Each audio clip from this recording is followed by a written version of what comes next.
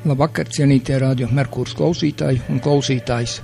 Kā katru otrdienas vakaru, arī šajā, jau stipri pavasarīgajā vakarā, jau gaišs uz ielas, saulīt jau gan norietējis, bet mums šeit ir gaiši, silti, jauki, un es domāju, ka arī silti būs, jo man ir šodien viesos Radio Merkurs raidījumā Gaismas pils, man ir divi jauki viesi.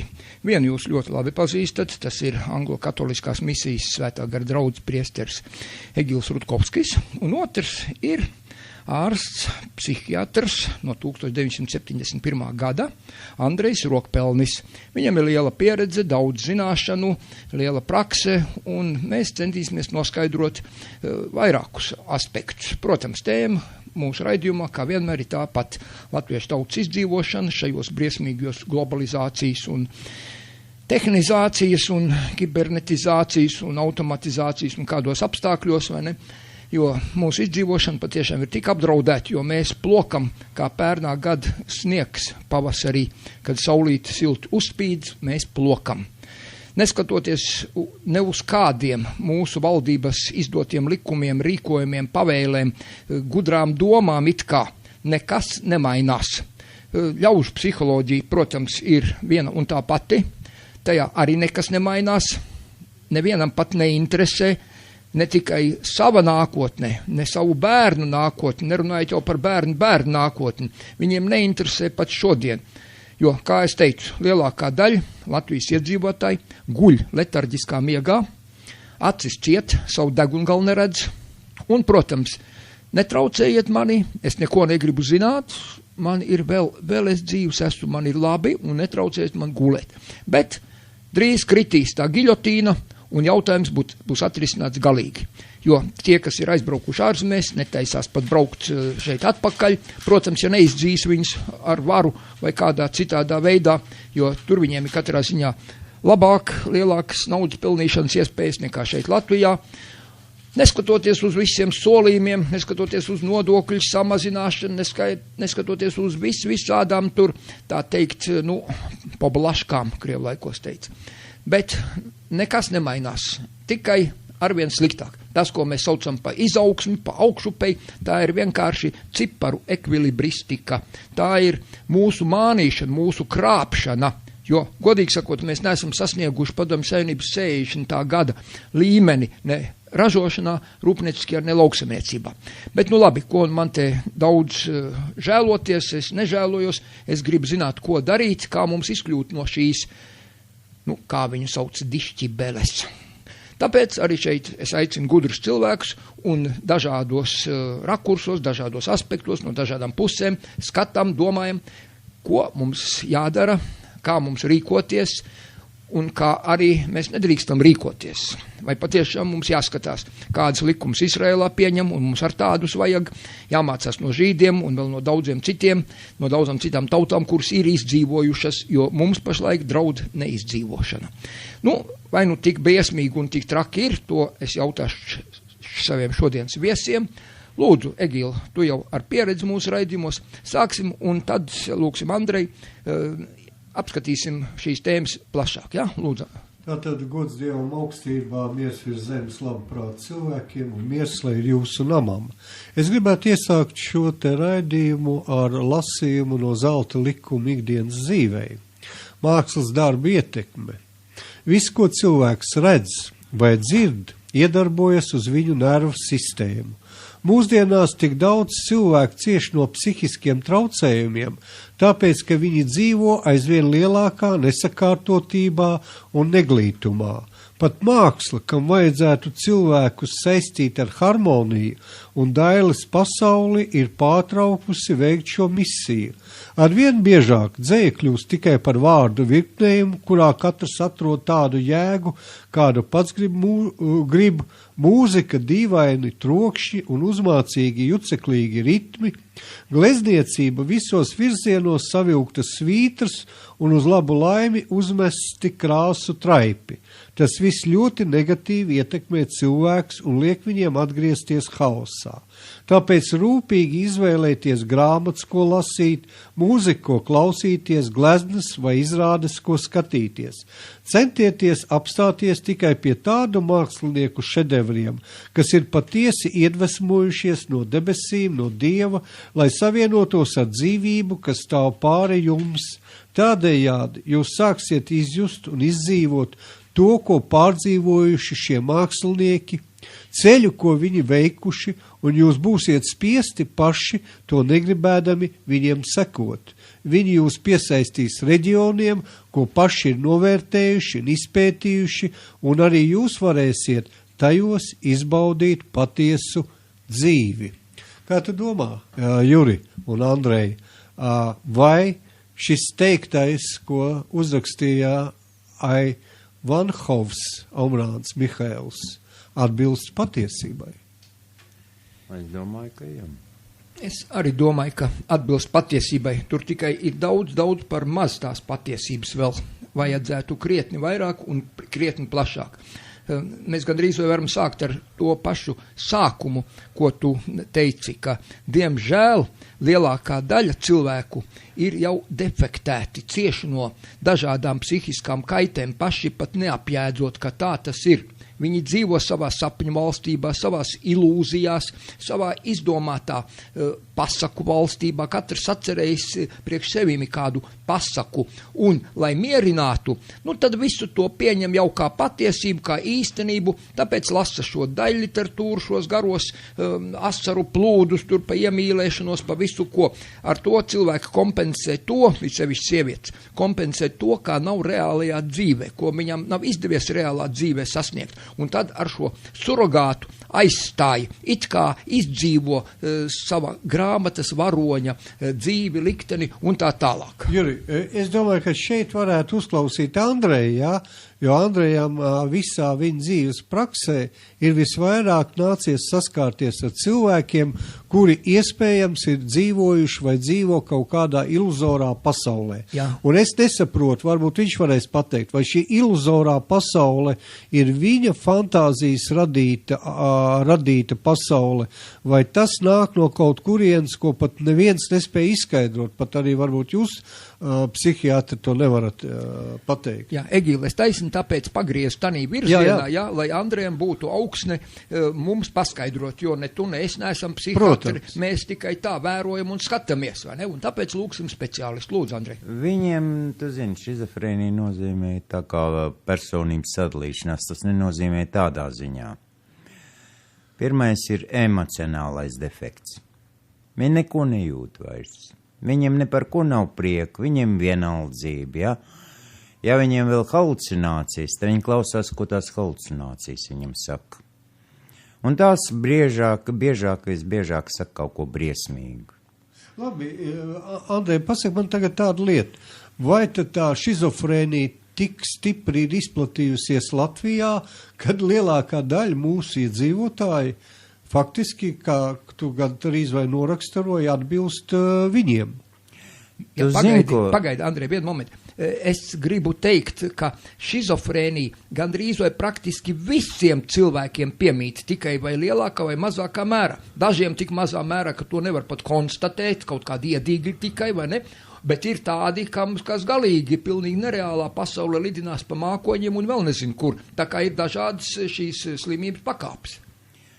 Te nav pat par slimību. Visi domā par izdzīvošanu. Viņiem nekas vairāk neinteresē, kā nodrošināt izdzīvošanu, kā nopelnīt naudu, lai viņi varētu normāli izdzīvot. Tā es esmu saticis, ja?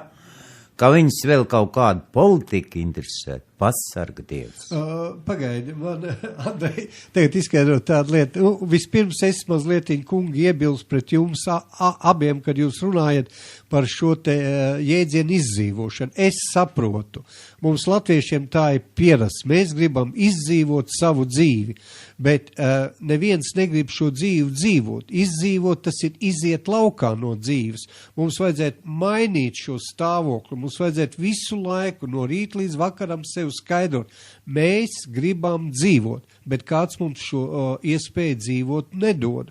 Un tagad tu teici tā, tu Jur teici, šizofrēnija piemīt visiem, kuram vairāk, kuram mazāk. Tātad arī mūsu politiķiem saimā ir šī slimība. Droši vien, jo es domāju, ka, politika ir vispār mūsu dzīve, reālā dzīve. Tie ir tie likumi, tās paražas, tie tikumi, ticība, ar kuru mēs dzīvojam. Tie visi sasaistīti kopā ir šī politika. Bet šeit jau nav runa pat par tām smalkajām niansēm. Es gribētu no Andrē dzirdēt par šīm smalkām niansēm, kuras nākušās viņam priekšā savā dzīvē, satiekot dažādus cilvēkus, kuriem arī, kā es teicu, dažādā pakāpē šī šizofrēnija, bet, ir jau vēl viena lieta.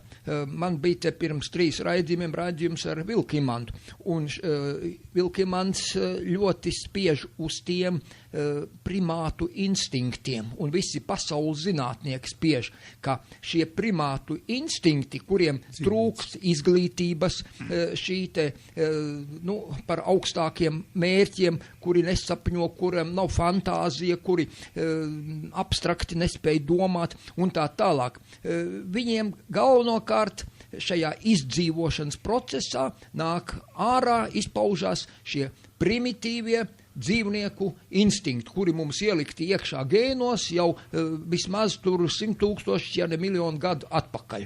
Un šajā te evolūcijas procesā viņi vienkārši ir attīstījušies. Un dažādi cilvēki dažādā pakāpē ir attīstījušies. Un tas, ko tu, Andrej, satiec tagad tos cilvēkus, kas ir, kurus uzskata par slimiem, kuriem tev vajag palīdzēt. Es saku, dažādās pakāpēs. Kā ir ar to palīdzēšanu? Var kaut ko palīdzēt cilvēkiem, nevar ko darīt, ko mums ir jādara. Ar Egilu, kā mums jārīkojās. Mīļais, man šinīs politiskos apstākļos. Viss domā, kā izdzīvot šinīs politiskos apstākļos, jo izdzīvot viņi neko mainīt nevar. Viņiem jādzīvo uz tiem likumiem, kas ir izdoti. Viņiem jāizdzīvo uz tā, kā, teiksim, ja viņiem ir pensija. Ja viņš nevar dabūt darbu, un arī tas ir minimums, ja? Viņam jādomā, kā dabūt to naudiņu, ko viņš var iztērēt. Plus narkotikas, plus alkohols, un daudz aiziet uz turieni. Ļoti daudz. Visi aizies uz turieni, kas agrāk, kas vēlāk. Ja? Jā. Bet jautājums man ir pie tevs. Tu tātad 70. gados jau strādāji kā ārsts. Jā. Un ja mēs salīdzinām šo laiku un to laiku, jo mums ir iespējas salīdzināt, Jā. Jo mēs dzīvojam tajā laikā un šajā laikā. Nepieskarsimies tur pie politikas, ja? Jā. Bet pieskarsimies pie cilvēciskām attieksmēm, attiecību pret tiem slimniekiem, teiksim, kā taviem pacientiem, cik liela rūpe tajā laikā tika izdalīts, rūpējoties par tava rakstura slimniekiem, un kā tas ir šodien, šajā valstī, brīvajā Latvijā, ko mēs sakam, jā? Tad tomēr mēs sekojām saviem slimniekiem. Jā, mēs varējām aizbraukt uz māju, pārbaudīt, mēs paskatījāmies, kā viņi dzer zāles vai nedzer. Tagad ir cilvēku tiesības. Es nedrīkstu viņam pat piezvanīt uz māju, jo tas uzreiz cilvēku tiesību pārkāpums. Ja viņam ir izrakstīts zāles un viņš nenāk pie manis, viņš var nenākt. Tā ir policijas daļa, ja viņš kaut ko sataisa antisociāli. Tātad, es ejot pa ielu, dabonot no šāda cilvēka, kuram kāds, teiksim, no sāniem vai no augšas, saka tā, iedod viņam pa galvu, jeb iedur viņam ar nāzi. Viņš to izdarīs, jā, tikai tāpēc, ka viņš nav atbrauc pie tevis obligāti saņēmis šīs te zāles, un kas viņam par to draud? Nu, tad policija, tad būs tiesa, un tad viņš nokļūs mūsu slimnīcā slēgtajā nodaļā, jā? Slimnīcā. Jā, slēgtā bet nodaļā. Otra cilvēks, kas būs ciets, vai ne, viņš būs ciets. Jā, es saprotu, būs ciets, Andrej, tikai pēc tam, ka tas otrs cilvēks būs dabūjis pa galvu, ja? Jā. Ka būs iemesls. Jā. Nu, jā. Ja citālāk viņam nevar pats Viņš brīvi kustās pa ielu, tramvajā, trolēbusā un tā tālāk. Jā. Viņš ir pilnīgi brīvs. Bet vai tas ir loģiski, pareizi, tas ir cilvēciski, tas ir, kāpēc tas tā ir? Tādēļ, ka visiem ir cilvēku tiesības. Nu, tiesības ir viena lieta, pieņemsim Kamēr valstī. viņš nav sociāli bīstams, jā, tādā ziņā, ka viņš nav neko izdarījis, mēs viņam pirksts nevaram piedot. Andrej, šie cilvēki, kas ir slimi ar šādām kaitēm, faktiski viņiem ir jāuzturās valsts uzraudzībā. Vismaz sekot viņiem, bet priekš tā vajag līdzekļus, līdzekļi nav. Tu saproti, priekš tā visa vajag naudu. Mums pat ārstiem neapmaksā to, ko mēs Krievu laikā saņēmām. Mums bija daudz lielāks, normālāks algas. Kādēļ brauc uz ārzemēm, jo tur psihiatri ir pielīdzināti kardiologiem, ja? Viņiem ir tādas algas, ka viņš gadu laikā var nopirkt sev dzīvokli, nodrošināt sociālo bērniem un tā tālāk un tā tālāk. Viņš neatgriezīsies dabīgi. Ja. Cik gadus tu mācījies? 6 gadus es mācījos institūtā, tad Medicīnas. 1 gadu medicīnas, tad internatūrā specializācija, tad aspirantūrā vēl 2 gadus, un vēl, laikam, 3 gadus es aspirantūrā mācījos. Nu, tas ir 12 plus 11, Jā. 23 gadu kopā. Tātad ar šādu izglītību un ar šādu praksi tu dzīvojot rietumos justos kā cilvēks. Jā. Nu, man ir gan tāda sīka ar iebilde, bet kāpēc tu, Andrej, domā, kāpēc rietumos var atļauties maksāt tādu naudu, bet pie mums nevar? Kur ir tā problēma?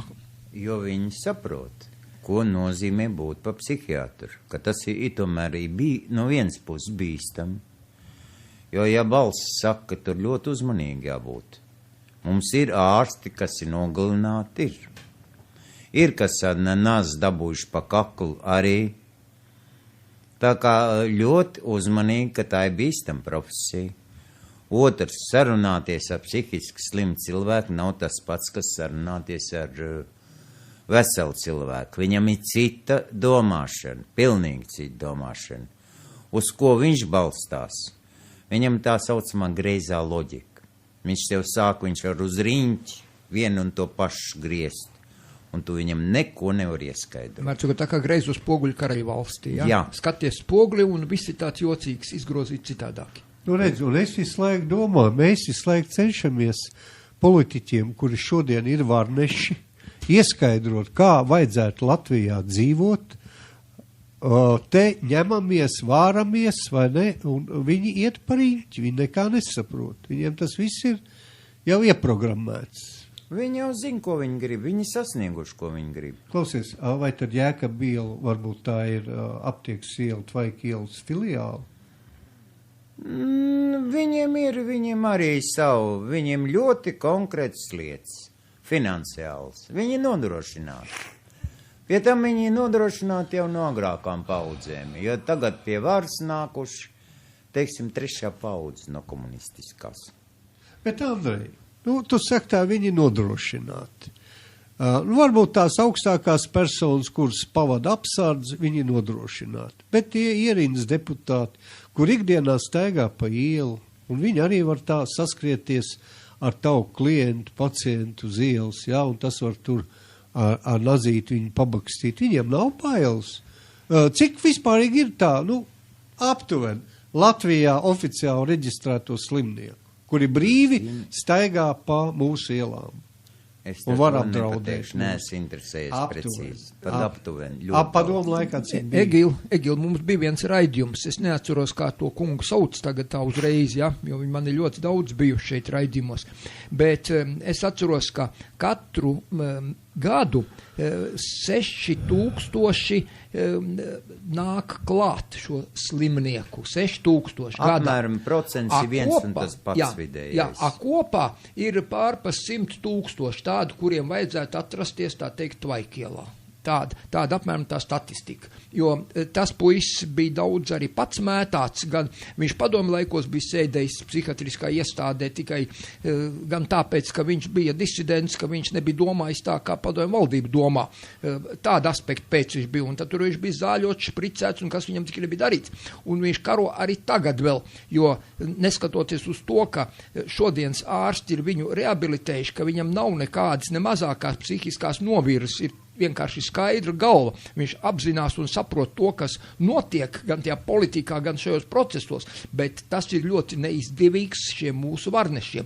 Un tāpēc viņi ir ieinteresēti viņu visādi pazemot, iespundēt, neļaut runāt, katrā ziņā nelaist pie mikrofona un tā tālāk. Bet, tagad mēs runājam ar speciālistu un, jā, patiešām man interesē taisni šie medicīniskie aspekti un vai tur var kaut ko lietas labā darīt vai nevar. Cik tālu viss tā lieta var iet? Man ir viens tāds jautājums jau pie to, ko jūs te uzdod jautājumu, tāda piebilde. Zāles šodien, kuras ir nepieciešams šiem cilvēkiem, valsts viņiem apmaksā viņas? Ja viņam ir šizofrēnija un vēl dažas diagnozes, ja? Ir 100%? Tur ir šizofrēnitiem ir 100%, ne visas, bet galvenās zāles visi 100%. Vēl psihopāta veidi, vēl dažas šizofrēnijas, tur 50%. Tu man stāstīji savā laikā, ka padomu laikā viņi regulāri visi ieradās pie jums, neiro dispanserā, jā, psihiatriskajā dispanserā, noteiktā laikā, noteiktā vietā, viņi pie tevs ieradās. Jā. Kāpēc? Pēc zālēm viņi ieradās saņemt, vai viņiem tas bija tāds obligāts apmeklējums? Un tu turēji viņus tādā uzraudzībā, neieradās, tad tu varēji viņus sazvanīt, meklēt viņus. Tev ir pilnīgi taisnība. Un tagad? Tagad viņiem ir brīvis, viņš var nākt, viņš var nenākt. Viņš var nelietot zāles, var nelietot tev nav zāles. Tiesības viņu kontrolēt. Ne. Tātad Latvijas valsts nacionālā drošība, tas es runāju par cilvēkiem uz ielas, tā arī nacionālā drošības jautājums, jā, ir apdraudēts. Tas ir policijas rīcībā. Kamēr viņš nav sociāli bīstams, es viņam pirkstu. Kā viņi var redzēt? Viņš ir sociāli bīstams, viņš iet pa ielu. Kamēr viņš iet pa ielu un neko nedara, viņš var murgot un viņš var darīt, es viņam nevaru, neviens viņam pirksts nedrīkst piedot. Paldies par šādu demokrātijas brīvību. Jā, es vēl, Andrej, gribu prasīt tādu, bet kādi ir tie ķīmiskie procesi, acīm redzot, ir pamatā visam šam. Acīm redzot, gēnos jau ir ielikts iekšā, ja vecākiem ir bijušas kādas novirzes, tad es saprotu, ka arī bērniem šīs novirzes var būt. Tas ir tīri ģenētiskā līmenī. Pie tam nākošais, kas ir,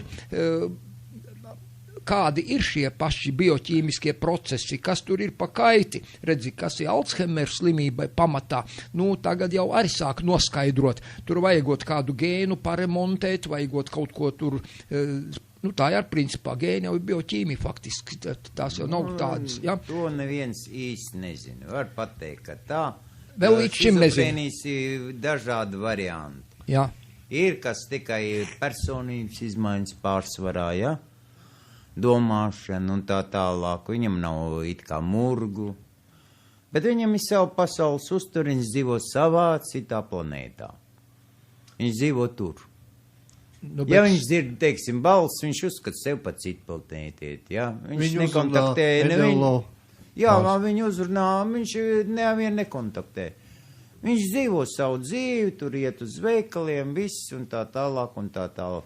Bet tas jādabū no viņa zināt, jo balsi pasaka, tu nedrīkst runāt, tu nedrīkst stāstīt, tas ir bijis, tu to nedrīkst, un viņš klausa to, ko viņas ir, un diemžēl viņi dažreiz klausa, ko tās balsis dara. Tagad mēs nonākam, Andrej, pie ļoti interesantas lietas. Tu zini, ka ir tradicionālās reliģijas un ir netradicionālās reliģijas. Pie netradicionālām reliģijām mēs pieskaitām okultismu, ezotēriku, teozofiju, vai ne? Visur, kur sāk nodarboties ar garu izsaukšanām, ja? Tādām pašām balsu dzirdēšanām, ar to nodarbojās gan Rēriku ģimene, gan arī Helēna Blavatska. Saki man, kā var atšķirt tātad šo te garu komunikāciju no ārpus, ja? Vai tas iekšējais demoniskais, kas uzrunā šo cilvēku, tie ir atšķirami, ja viņi aizliedz par tām lietām. Pravieši. Vecā derībā pravieši pravietoja par to, kas notiksies pēc 1000 gadiem. Sarunas laikā es varu noskaidrot, vai tas ir... Tu kā speciālists to nosaka. Vai viņš domā, tas nāk no malas kaut kur, ja? Jā. Vai tas ir viņa fantāzija, jo viņš vienmēr kļūdīsies. Bet tu pieļauj, ka var būt šī te ietekme no malas, garu pasaules. Te viss šitās sekts un viss tā tālāk, viņi izmanto psihoterapiju. Starp citu, jūs zinat, ka hipnozi jau gandrīz jūs neesat dzirdējuši par hipnozi, ka tagad lieto, ja? Jo tas ir tagad ir ierocis. Neirolingvistiskā programmēšana, tā ir tā pati. Pagaidi, kur tu tagad viņiem dzird pa viņu neirolingvistisko programmēšanu? Arī apklusus, jo tas ir ierocis un to tiek izmantots. Bet tajā pašā laikā mēs televīziju skatāmies, arī citas mēdīs, rādio, vai tad tur nav ielikt iekšā šī programmēšanas metode? Tur izmanto, jā, bet viņi bija pieklājīgi. Teiksim, amerikāņi parādi, jā. Kā hipnotizē. Tagad tu kaut kur, es uzprasu ārstiem, vai viņi dzirdējuši, kur hipnotizē. Viņi tev nepateiks, neviena hipnotizētāja, kas māka hipnotizēt. Pamatā ar to nodarbojās savā laikā psihoterapeiti. Viņi visi ir aizbraukuši, jo viņiem te darīt nav ko. Jo te nav pieņems, tagad ir psihosomātikas, tāds daudz zemākas klases psihoterapija, ja? Kur guļ, tā ir tāpat psihoanalīze, ja? Kur viņi stāst pa savu dzīvi un tā tālāk, pat ne autogenās treniņš, ja viņš ir jau tur druski tuvu hipnozē, ja? Autogenā treniņā, tas ir trenēšana, es pret tiem neesmu neko, ja viņi māk sev mobilizēt, ja, uz kaut ko, tas ir viens. Bet ja tas nāk kā sektā no malas, kā tur tagad rāda to sektāns, tā ir psihoterapija visatklātākā veidā. Un viņi tur panāk, kad cilvēki atdod visus savus līdzekļus, tu saproti, viņi paliek nabagi. To nopelna tikai sektas vadītāji. Un neviens viņus nevar ciet, vienalga viņi dabūna. Tu saproti, mums ir sektas brīvība. Jā, mums jau ir vispār brīvība, mums ir cilvēku tiesības, tikai mums nezinu, kāpēc nav noteikti cilvēku pienākumi. Es atgādināšu, ka man šodien viesos raidījumā ir divi gudri vīri. Viens ir Egils Rutkovskis, viņu jūs ļoti labi pazīstat, otrs ir ārsts psihiatrs Andrejs Rokpelns ar lielu darba pieredzi, zināšanām, praksi un visu pārējo, kas vajadzīgs, lai varētu šajā jomā, šajā lauciņā strādāt. Mēs nonācām, man gan jau ātrāk, Andrejs ātri pārleca pāri, man interesē vairāk taisni šīs izpausmes šai šizofrēnijai. Kā uzzināt, vai tas cilvēks smagā mērā to šizofrēniju, jeb vieglākā pakāpē, un pēc tam par tām hipnozēm arī parunāsim un vispār. Kā atšķirt mums, teiksim, sarunā ar cilvēku, mēs satiekam cilvēku, pazīstam jau labu laiku, bet mēs īsti nezinām, kas viņā tur iekšā mājo. Kā to uzzināt, Andrej? To jūs, ja viņam nav murgi, ja viņam nav halucinācijas un viņš pa viņām nepauž, jūs varat neuzzināt, viņi strādā parasto darbu, viņi strādā veikalos, dažreiz pa sētniekiem, ja? Ja viņš murgs nepauž un neko nesaka, kā tu var pateikt? Viņš uzvedās ēd tāpat kā viss, ja? Nekā tu nepateiksi, tikai sarunā. Tad, kad viņš atnāk ar sūdzībām pie manis parādās, ja? Nu, kādas ir tās sūdzības? Nav garas stāvokļi. Es neko nejūtu. Ja? Kā tas ir neko nejūt? Nu, ka viņam emocionāli. No te viss priecājās. Es nejūtu prieku. Man nepako nerada prieku, ja? Man ir grūti. Nu. Man ir psiholoģiski, jā, pašnāvības tais, jā. Nu, tādas lietas, jā, ka viņš jau tik tālu, jā. Tad es zinu, ka ir. Bet atnāk tieši saka, nav garas stāvokļi, jā. Man apkārt ir tas, it kā būtu cilvēki apkārt, bet man nav kontakta. Jā. Nu, bet, Andrej, no šīs mūsu dzīves, kurā ir tik maz prieka tagad palicies, šie lētie pekstiņi, ko mums rāda televīzijā, tā mākslīgā uzspēlētā uzjautrināšana, skatoties kaut vai tagad tās Eirovīzijas koncerts šitos te, tu zini, man ar nekāda, pat ne par prieku runājot, es vienkārši nevaru viņus skatīties, man liekas, ka tie vienkārši kaut kādi murgi, kaut kādi diletanti, kaut kādi iesācēji, pirmās klases skolnieks viens otrs, tas čigāns zēns, kā viņi tur sauc, atcerieties, Raimonds, ko izvilka, tam nāca ārā labāk un vairāk. Nu, grūti man tā pateikt, nu, par tiem es nevaru priecāties, bet ar to acīm redzot mūs te tā zombē, iestāst, ka tas ir labi, nu, un tad pēkšņi parāda pirkstu, un to pirkstu parādot, viņš pēkšņi sāk vaiprātīgo smieklus smiet, nu, kā tas ir? Nu, kā, nu, mediji tevi hipnotizē. Tu būtu šizofrēnīts. Nu, mani neņem hipnozes. Visu to, ko stāsta, tu saproti, ka lielākā daļa nemaz neklausās. Viņi saprot, ka viss tādā ir muldēšana. Ja? Ka tas viss nopietni nevar uztvert. Un, teiksim, ka radio tur klausās, un, ka, teiksim, to radio un to nevēl neklausās. Bet redzi, Andrej, te jau ir tā, mēs dzīvojam informatīvā pasaulē. Internets ir pilns piebāzts ar milzīgu informatīvo blāķi. Cilvēkam ir ļoti grūti norentēties uz tām vērtībām, ko tad ņemt, un tad cilvēks rokās pa to miskast, galvu iekšā, kājas ārā, vai ne? Un viņš ir laimīgs. Tu zini, ka ir grupa, ja, kas tie saucamie bezpajumtnieki, kas nemaz necenšas. Man viņi regulāri iet gar miskastēm, paņem to, ko viņiem vajag. Viņiem ir vieta, kur viņi dzīvo un siltumā. Tad tu gribi teikt, ka tie ir datoru miskastnieki, kas tajā internetu pasaulē. Nu, tie jau arī ieiet tur iekšā. Klausies, viņi tur izvēlās tur tik daudz. Vai nu tie ir lesbieši, vai ir draudziņi kaut ko. Viņi meklē to savu nišu, ja? Viņi atrod, un tur viņi var pļāpāt un muldēt, pa ko viņi grib. Tu tā kā arī rāda, kā tur internetā viņi tur ģīmis rāda, to rāda, ja? Tas ir normāli tagad šajā pasaulē izrādīt. Otrs viss šitās deviācijas, ja? Starp vīrieti, sievieti, kā mums atļauj parādes, lūdzu, lai viņi iet savā klubā un klusu, bet nereklamē.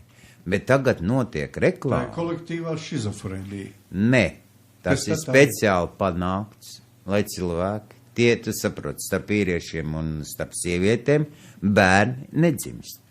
Tas ir cilvēku samazināšana. Cilvēku skaita samazināšana pasaulē, ja? Tas ģenerālais plāns, to tu kā ārsts vari apstiprināt, ja? Jā, tas turpinās un to arī realizē. Andrej, kad es to stāstu raidījumos, tad man saka, ka es esmu sazvērstības teoriju piekritējis. Es ceru, ka tu neesi sazvērstības teoriju piekritējis. Tā ir sazvērstība, bet no dabīga, medicīniska kaita, ja? Vīrietis no vīrieša nevar dzemdēt bērni, ja? Sievieti no sievietes arī nevar dzemdēt. Bet ja es reklamēju, un ja vēl tie ir augsts stāvoši cilvēki, kam es gribu līdzināties, ja? Tā tad es eju viņiem līdzi, es cenšos būt līdzīgs viņiem, ja? Lai tiktu tur. Tā ir zombēšana. Jā. Nu, bet, Andrej, tā ir ar zombēšanu, ka viens, piedzimis ir pa sievieti, bet viņi grib būt vīrietis, ja otrādi vīrietis piedzimis, un viņš visu laiku jūtoties kā meitene. Ir slimība, man ir... Tā ir slimība, jā? Ir slimība, jā. Man ir viens, kas katru reizi nāk, viņš saka, man ir viena un tā pat problēma. Redz, es gribu būt pa sievieti, un es nevaru. Man nebija naudas, lai iztaisītu operāciju, lai mēs kļūtu par sievieti. Nu, ko es tur varu darīt? Es tak neiešu viņu operēt. Jā, tu neesi ķirurgs. Tad viņš sevišķi es arī nedarīju. Pie Kalnbērza jāiet. Nē, pagaid, tur ar ķirurģiju ir pār maz, tur vajag visus hormonus. Tur ir psiholoģija, tu saprot, tā ir psiholoģija, un viņš sevi uzskata, ka viņš ir sievieti, un tu neko nevar izdarīt. Tā ir murgi, nu. Tie ir šoreiz murgi. Bet ir cilvēki, kas sevi jūt, hormonāli, vai nu tur ir hormonāli izmaiņas, vai kas. Vīrietis jūt sevi kā sieviete, sieviete jūt sevi kā vīrieti. Un sāk uzvesties līdzīgi. Tagad tā, parasti to saka, ka tā ir tāda dabas kļūda. To arī tu gribi atzīt, ka tā ir dabas kļūda, ja tā ir izlaidība? Nē, bieži vien arī ir dabas kļūda. Ko hormoni, jo, ja izmēra hormonus, tad patiešām, vai ne, tiem, kas sievietes, kas ir, viņas ģērbjās kā vīrieši, ja? Viņas uzvedās kā vīrieši. Viņiem ir, tā izrādās, ka vīriešu hormoni viņiem vairāk kā sieviešu. Tā, bet tagad man ir tā cits iebildums. Es zinu, ka bērnībā, kad vecāki gaida tēlu piedzimst meita, ja, viņi no 4-5 gadu vecumā viņu ģērb kā puiku. Nu, tātad vecāki gribēja puiku, piedzim meitu, bet viņi ģērb kā puiku. Vai viņi jau arī neieprogrammē šo bērnu, šo vīriško tendenci? Vai atkal otrādi? Referentā grupā, kādā viņš ir. Referentā tās ir tai grupā, kurā viņš nokļūst. Kas tur ir pa galveno? Ne jau vecāki. Ap 13-14 gadiem ap jauniešiem veidojās gaidi, un tieši tā referentā grupa, kas tur ir pieņemts. Ja tur ir pieņemts narkotikas, viņš noteikti sāks lietot narkotikas, un viņš kļūs par narkomānu. Jā, nu tas tāpat ja kā tur ir pieņemta laupīšana, jā, tā kā viņš orientēs, jo viņš negrib būt pa balto vārnu. Vecāki vairs te lomu nespēlē. Redzi, šeit, tātad mēs nonākam pie tāda teiciena bīstamais vecums. Jā. Es zinu, ka daudz grib pateikt, ka bīstamais vecums tie ir 11 gadi. Es kā priesteris esmu vienmēr paudzis un pastāvēšu uz to, ka bīstamais vecums ir no 1 gada līdz 6 gadiem. Un pamatošu, kāpēc es to uzskatu. Tātad, bērnam piedzimstot līdz gadam, viņš ir neattīstītāks kā piedzimst tikko teļš vai kumeļš, jo tie tajā pašā dienā jau mēdz nostāties uz kājām, bet cilvēks tikai sāk ap gadu sāk staigāt, ja, labākā gadījumā.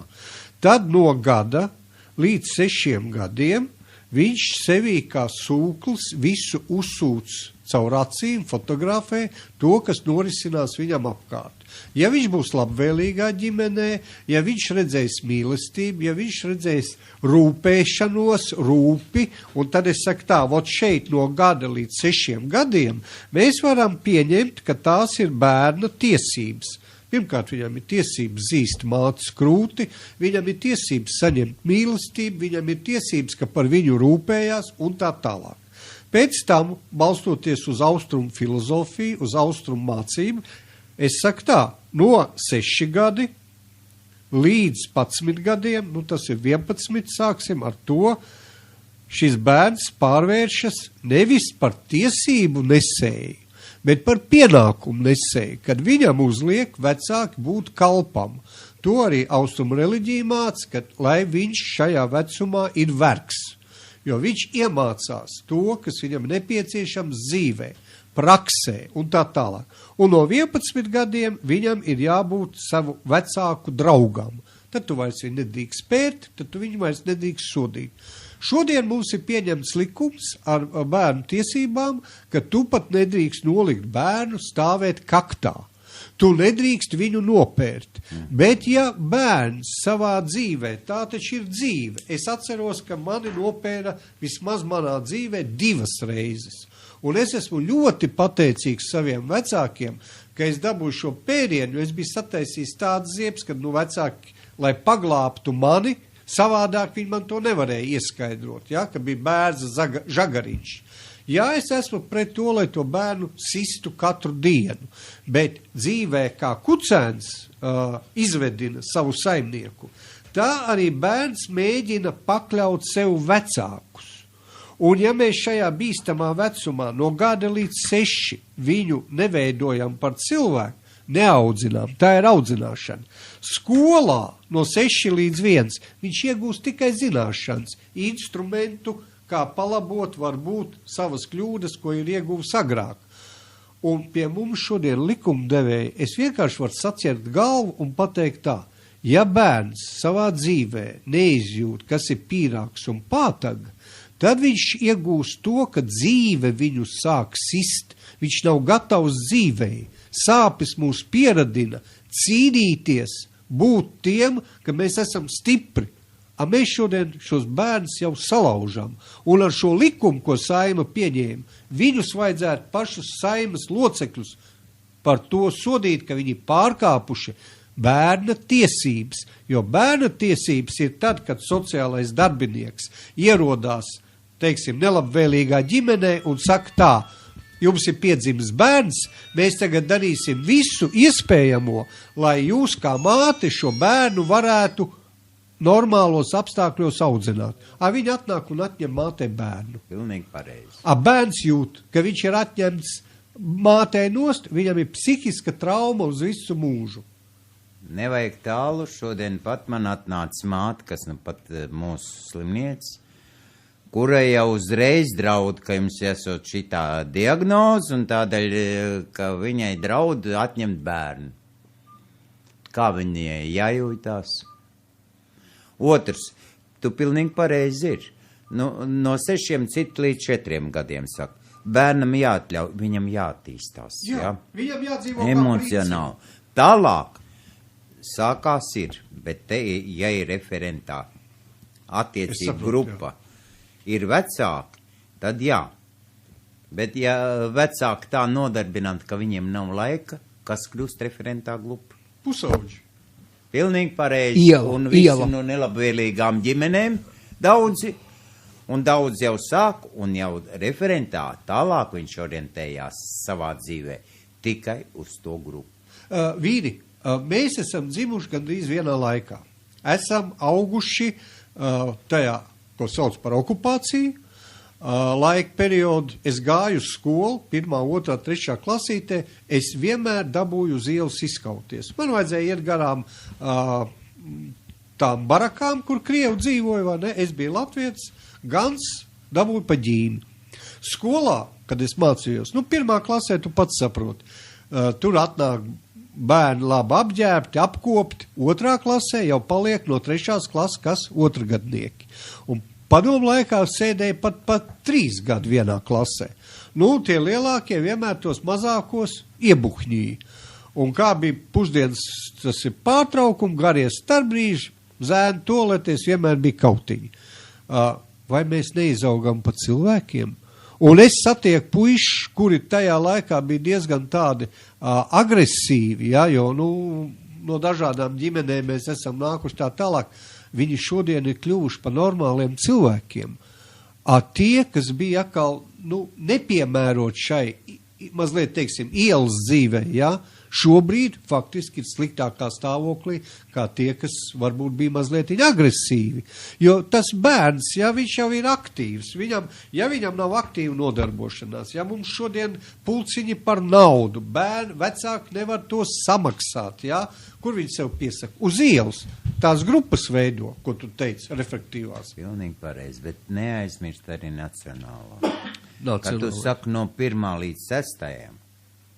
Kādām tautām tas ir raksturīgi? Tu pareizi pateici. Austrum.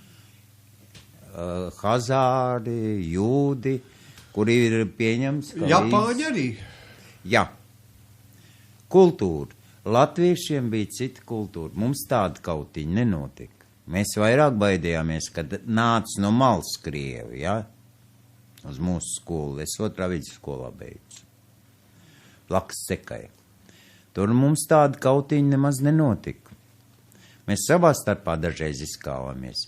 Bet, ka tāda kautiņa bija, es Tu neteiktu. zini, nē, es dzīvoju Pārdaugavā un atceros to, kad no sākuma bija tā, kad kaimiņas sēdz puikas kāvās ar kaimiņas sēdz puikām, pēc tam iela ar ielu, pēc tam rajons ar rajonu, vai ne? Bet tas bija tāds vecums, kad mēs sev gribējām kaut kādā veidā izteikt. Bet es negribētu teikt, ka no mūsīm visi tie, kas tajā visā piedalījās, būtu izauguši kaut kādi noziedznieki. Nē, tādēļ nav. Atsevišķi Es cilvēki, arī dzīvoju, kas, tu saprot, nonāca cietumā. es dzīvoju tādī, kur Pelšas mājā, ja? Man draugs dzīvoja Ausekļu ielā, Ostas rajonas. Un vēlāk es uzzināju, ka Strēlnieku dārs, kad tur ir tas punkts, kur viss bandjūgs salasoties. Es tikai, kad jau liels kļuvu, viņš saka, pasarg Dievs nokļūt tur. Bet es tur katru dienu gāju garām. Es dažus no savas klases zināju. Viņi zināja, ka es esmu no viņa rajona. Viņi nereiz man pirks nepiedod. Tas, ka tu esi no viņa rajona, tas ir skaidrs, bet ja tu būtu iegājis citā rajonā, tev būtu pirksti piedūruši. Bet tu redzi, mēs tagad runājam par fizisko vardarbību skolās, starpbrīžos un tā tālāk. No kurienes nāk šī vardarbība? Pirmais, tas var nākt no ģimenes, ja ģimenē tēvs un māte ir vardarbīgi, vai arī tomēr lielākā daļa šodien tas nāk no datorizētās vides. Tātad tā datorizētā vide programmē šos jaunos cilvēkus uz vardarbību, jo tur šauj, tur kauj, viss tās spēles, jā? Un viņi jau skatās šīs spēles, vecāki saka, ai, kur man tas bērns ir mierīgs, jau no 5-6 gadu vecuma viņi spēlē. Nevajag sadalīt. Tu zini, iedarbojās viss. Kas kuram patīk? Uz vienu iedarbojās tās referentās grupas, cits skatās filmas, es atvainojos, krimināla filmas, kur visu laiku rāda, zini, Čikaķilo, kur viņš 7 noslepkojas un tagad viņu ķer. Un katru reizi rāda šitās 7 slepkavības. Čikatīlo kopumā 52, ja nemaldos, ir 53 noslepkavoja. Nu, bet rāda vot šitāds films, ja, kur notiek slepkavības, kur notiek šitais. Es vairs normāls detektīvu films praktiski neredzu. Tur, kur būtu jādomā ar smadzenēm. Kur jādomā, kā viņš tur Nē, viņi ķer slepkavs. Visur šauj. Ko vēl? Raidījumi. Latviešu raidījums vispār nav vērts vārdu, jo mūsu nezinu kādēļ ļoti atturīgi tu komentē kaut ko. Krievu televīzija, ko tu raida? Kur kas ir nosists, kā tur uzbruk ārstiem, kā tur slepkavo? Jā, bet varbūt redzi, Krievi atklāja to savu reālo dzīvi, reālo pasauli. Bet pagaid, Miličs cik viņi ir kukuļņēmējs, milicis policists vardarbīgais. Cik viņi ir Latvijā? Es domāju, ka Latvijā tikpat daudz kā Krievijā. Nu tā tad viņi iedarbojās arī te. Protams, jebkurš raidījums, kuru mēs skatāmies, nu es varu pateikt tā, tavs smadzenes, mans smadzenes, jūras smadzenes ir nobriedušas, mēs to tā ar vienu acu paskatāmies, mums tas vairs iespaidot nevar. Bet, protams, kā uz nenobriedušām smadzenēm, ja, kad tu ielaid šo vīrusu iekšā, tad, protams, viņš arī pārvēršās. Viņš demonizējās. Jo, pieņemsim, šodien labākie karotāji, lidotāji, ja, ir trenējušies uz datorspēlēm, kā nogalināt cilvēkus. Un tāpēc šobrīd viņi, izmantojot šo datorizēto ekrānu lidmašīnā, kad viņš lido un nogalina civiliedzīvotājs, viņš jau nejūt, ka viņš nogalina cilvēkus. Nu, dabīgi. Tas ir viss bet tā programma. spēle, bet tā ir tā pati spēle, ko, teiksim, var mājās spēlēt, tu saki, līdz 6 gadam vecumam. Jā. Tur arī var paņemt ieročus un parādīt, kā šaut, ja, un visu to pārējo. Te viņam nav tas jādara.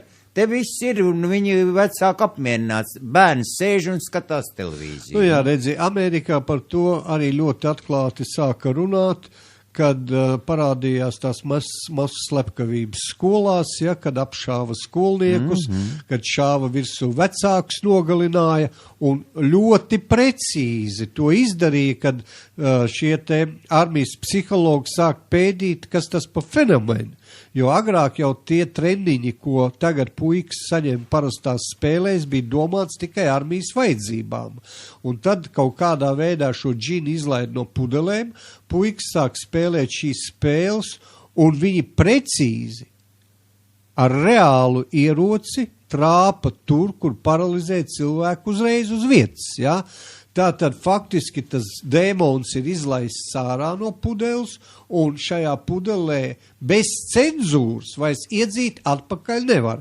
Tad valstī jāpieņem ir likums, ka šīs te vardarbīgās programmas ir pieejams tikai armijas večiem, jo armijas vecim, kad viņi iesauc armijā, viņam vēl smadzenes ir nobrieduši. Viņš zina, kas ir labs, kas ir slikts, bet mazam bērnam, kas ar šīm spēlēm saskarās ikdienā, viņš neatšķir labo un ļauno. Es gribu teikt, ka viņš tiek jau sakropļots un izkropļots jau tanī vecumā, jo tu redzi, tas, ka vēl tur ir viņam rezervē 6 dzīvības, jeb 10 dzīvības, 5 viņš pazaudē, bet vēl viņš ir dzīvs, viņš jūt, ka viņš ir dzīvs. Acīm redzot, tā ir ar speciāla metode, tāda iedarbošanās uz cilvēka psihi, uz to iestāsta, un tu saproti, ka tie iespaidi, kas tiek uzņemti bērnu dienās, tie ir visi spilgtākie un visnoturīgākie. Labi, Andrej, pasaka man tagad tādu lietu. Jūs, psihiatri, psihologi, jūs visu to redzat. Un jūs to pilnībā, tu pareizi pateici, jūs uztverat, tas ir ierocis.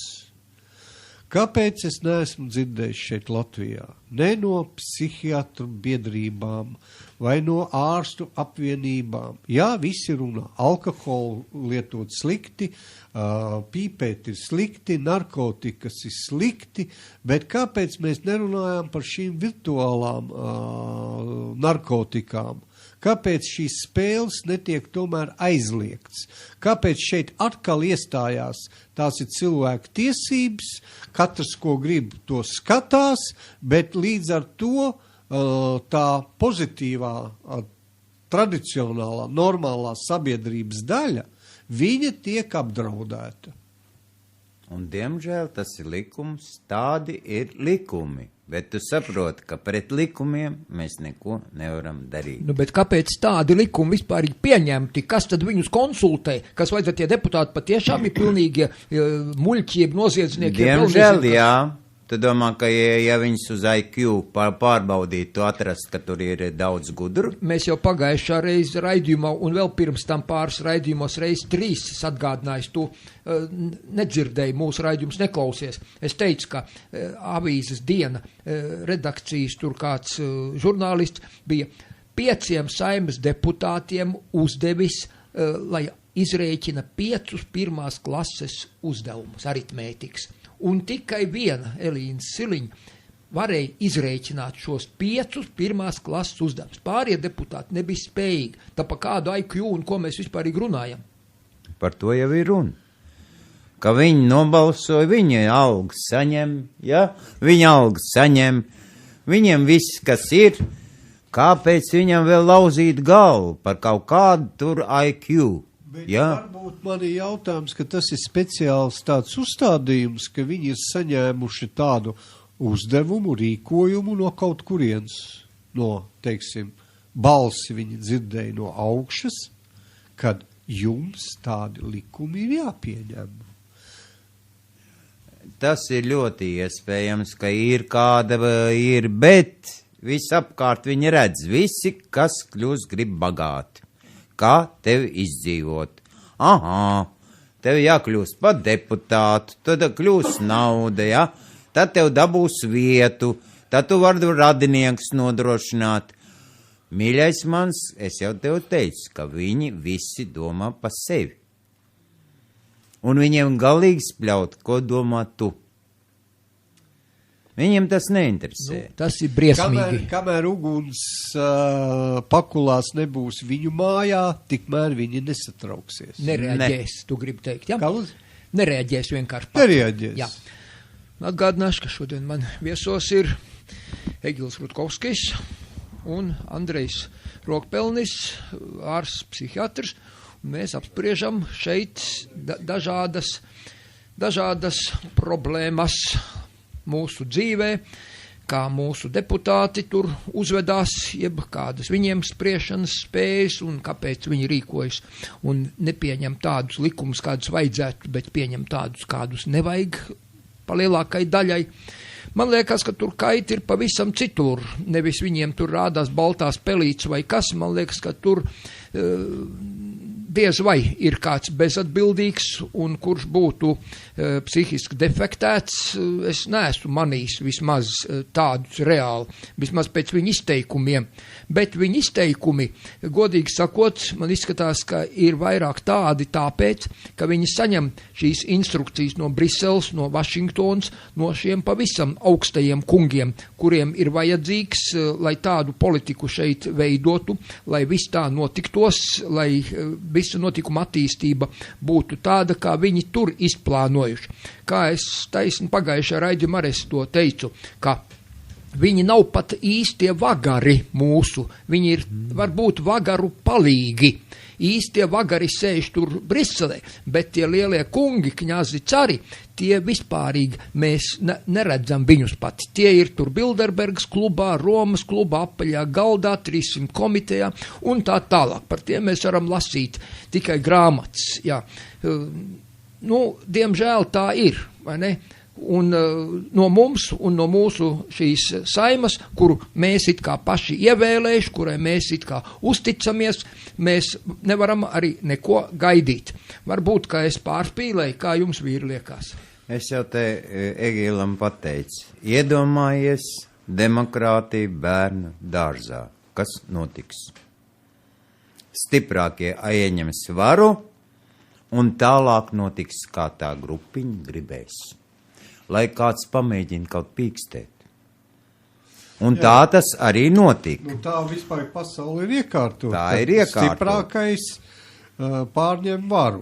Un otrs, lai mūsējie kaut ko darītu, ja viņi nesaņemtu naudu, viņi pirksts nepakustinātu vispār. Viņi saņem. Viņiem maksā par to. Un ja viņš izdara tā, kā viņam liek, viņam ir alga, viņš ir nodrošināts, kāpēc viņam jāpretojās? Jo viņš zina, ka viņš neko izmainīt nevar, jo visi pārējie deputāti nobalsos tā, kā viņiem liks. Viņš arī balsos tāpat. Jā, Andrej, es atceries, bija tādi laiki, bija tāds kungs Lakuč, kurš braucot uz Saimu un ar čomedānu esot naudu vedis. To es lasīju kaut kādā, man liekas, ka Māra Ruka grāmatā pa Eināru Repši vai pa Vairvīķu Freibergu, vai tur atceries. Mums jau daudz to darboņi bijuši, gan no Amerikas tie, kas tur sabraukuši, tie pavisam savādāk un citādāk izprot šo pasauli, viņiem pavisam citi principi, un tad viņi ar šiem principiem pie mums ieradušies, ir centušies šīs savas direktīvas, idejas un principus uzspiest mums vienkārši un rādīt, ka tie ir pareizie principi, kaut gan viņi daudzkārt ir pretrunā ar viselementārākajām medicīnas atziņām, ārstu izpratnes un tā tālāk. Man izskatās, ka tur stipri kārtībā nav daudzās sfērās. Ļoti daudzās, bet paskaties, lietuvieši prunskieni, viņi māk pateikt atklāti. Tu esi dzirdējis, ka no Latvijas kāds no augstajiem kaut ko pateikt pret Krieviju. Es neesmu dzirdējis. Kaut kur kluss nočukstēt, jā, bet kā prunskieni, jā, vai kādu dod ekonomiski dara Igaunija. Tu zini, ka viņiem viena no labākiem rādītājiem Igauniem. Kāpēc viņi var? Tu redzi, Igaunijā notikās pavisam savādāk. Pie mums, piemēram, atceries, pie mums bija te Haritonovs, Klops un vēl daudz visādi dūšīgi, kurus dēvēja pa bandītu vadoņiem. Es nezinu, kas viņi pa vadoņiem bija, bet Igaunijā tās lietas izdarīja ļoti vienkārši. Tajā pašā, atceries, vienā pusē ir Narva upei, otrā pusē Ivangorod, Ivan pilsēta. Redz, un Igauņu zemesargi, tie pēkšņi pāris dienu laikā kādu 10 šos te baņģugu krišu vadoņus atšāva vienkārši. Klusām, mierīgi, bez ko. Un tu saproti, reakcija bija momentāla.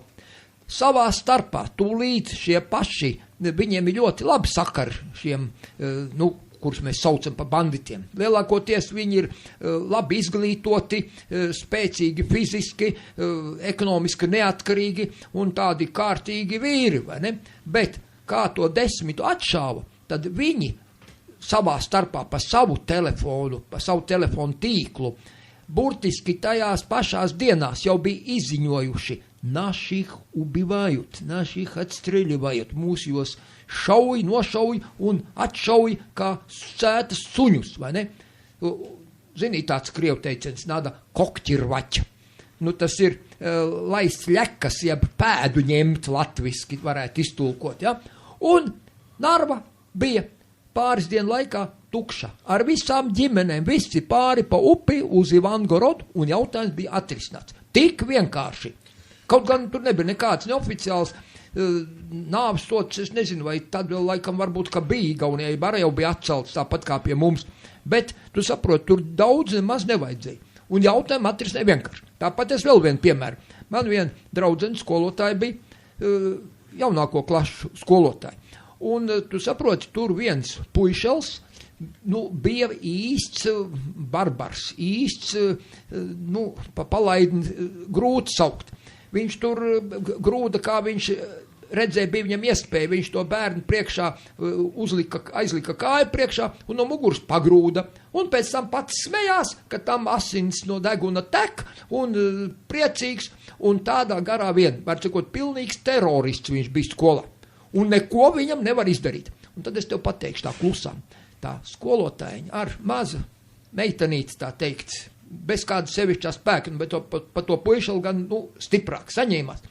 Un vienā tādā klusā reizē viņu tā iegrūda ar degunu zemē un kārtīgi nomasēja tā kā pienākās. Protams, bez zilumiem, bez ko tā, ka tur neko sevišķi nevarēja pierādīt, vai ne?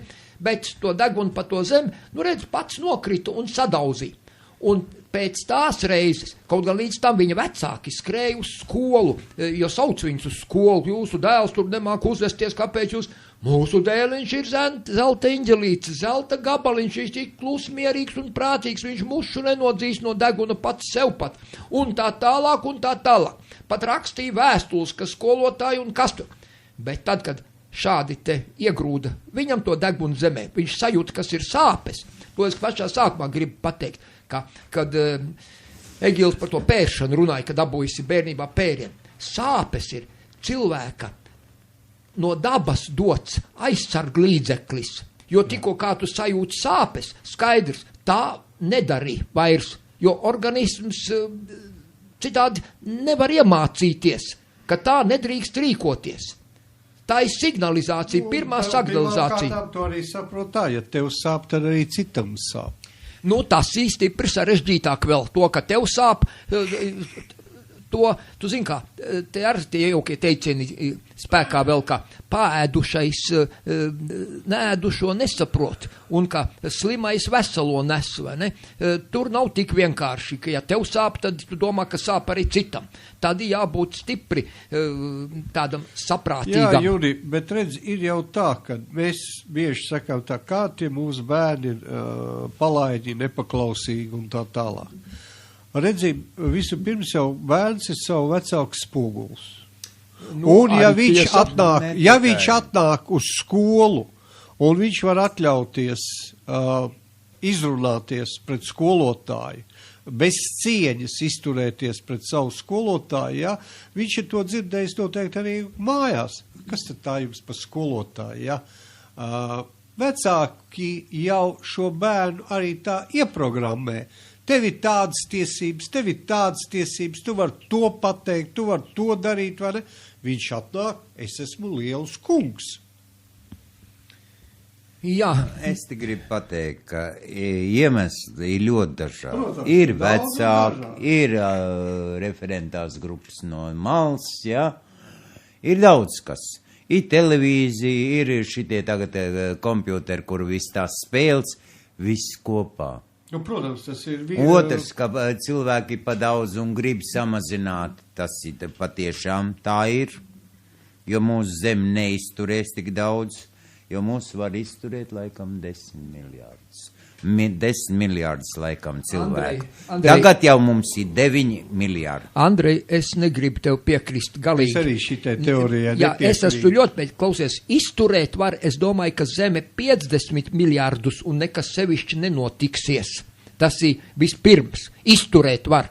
Protams, 50 miljārdus barbarus, ja, kuri sāks klapēt, žmiegt un kaut un kārt un, teiksim, normālos cilvēkus, ja būs tāds barbaru skaits, tad, protams, tie normālie cilvēki neizturēs.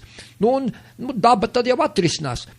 Tad sāks kauties šie barbari savā starpā, kamēr paliks viens stiprākais dzīvs, jeb dažiem kalpiem, un ar to viss cilvēks vēsture beigsies, tā teikt. Bet, es ceru, ka veselais saprāts tomēr ir spēcīgāks pa visām šīm te fiziskām izdarībām un vājprātu. Tāpēc es ticu veselā saprāta uzvarai. Es domāju, ka... Es gan neticu, jo šobrīd mēs esam, pagājušā raidījumā to runāju ar Johanu Danosu.